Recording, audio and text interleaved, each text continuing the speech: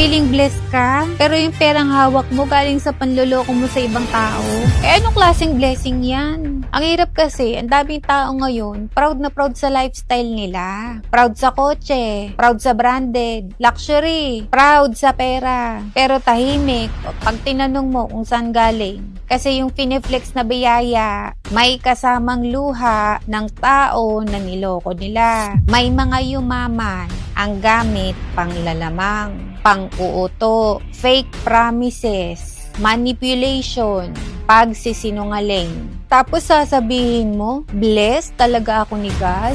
Hindi lahat ng may pera, blessing agad. Bunga yan ng panlalamang mo na hindi mo pa nahaharap sa consequences. Kasi pwede namang umangat ang tao financially, pero babagsak naman ang kaluluwa mo.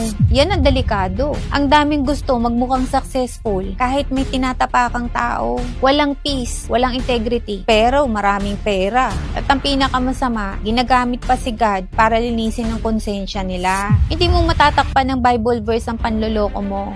Hindi mo matatakpan ng thank you Lord post ang maling paraan ng pagyaman. Alam ng Diyos ang totoo kahit palakpakan ka pa ng tao. Ang tunay na blessing, walang kasamang panlalamang, nang walang tinatakbuhang konsensya, nang walang taong umiiyak dahil sa'yo. Tanungin mo muna yung sarili mo, may nasaktan ba akong tao para makuha to? Kasi hindi sukatan ang favor ni God sa dami ng pera mo. Test yan kung may konsensya ka pa ba habang yumayaman ka.